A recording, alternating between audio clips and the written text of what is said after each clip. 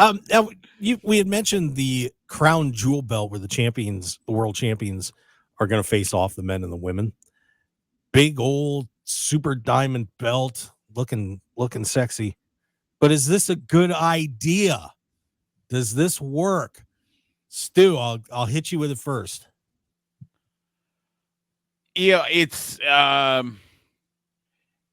something for them to. They can bring those two champions together, have a match, and actually have something on the line besides their instead of their titles. So, in that sense, it works. If it's a one-off thing, all right, whatever. I wonder if they will try to make this kind of something they'll do every time they go to Saudi. And if they do, I mean, it's going to be one of those where, once it happens, everybody remembers it for a week or two, and then it'll be forgotten until the next crown jewel. Fair enough. Phil, what do you think of this? Do you like it? I mean, kind of exactly the same when they had the first world's largest, greatest Rumble and Mansoor won, and didn't he win the championship that we never the belt? Yeah, I thought it was the Crown Jewel Championship, to be honest. Never again mentioned. And never did you see Mansoor then for another year, or 6 months or however long it was back into the winter Saudi. So I'm not giving a lot of faith, a lot of build into the next pay-per-view. I think that's good. Or excuse me, premium live event. Great for them. What they're gonna do out of that, like, okay, you're gonna. I feel like you're gonna have this huge build for Saudi, and then trickle into what's left into Survivor Series. Yeah, Jason, what do you think? Yeah, I tend to agree with both Stu and Phil there. I don't see much purpose to it except for building up the premium live event here. You're going to have somebody, they're going to parade around the belt for the next week or two, and then just kind of move on from it. It just gives you a reason to want to tune into a glorified house show. Well, here's my one issue with it is, I remember back when Roman and Drew faced off, and they were dual champions. The one risk I think that you run with this match is that one champion, because they said it's going to be a clean finish. This is going to be to be decisive. It hurts one person against the other. That's the only thing that I'm worried about. Because one thing that I like right now is you almost feel like Cody and Gunther are about the same place.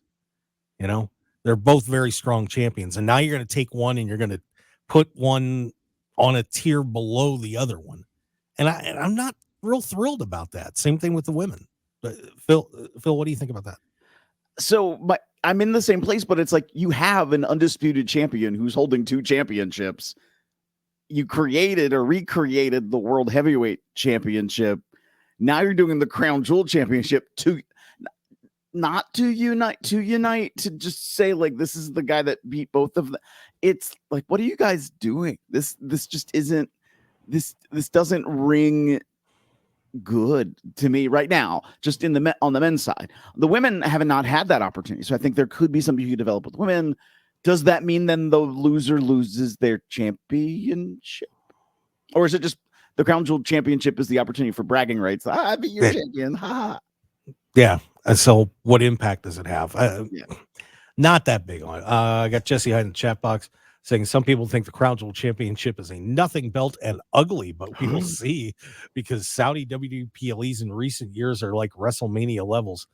I don't know about that, but that belt's not ugly. That's a pretty nice belt. It's a nice belt, but let's be honest. Phil's right. The Saudi shows are glorified house shows. They're not WrestleMania level. I mean, they want to be. They want to make it like it is, but to those of us that follow it regularly, it's a glorified house show.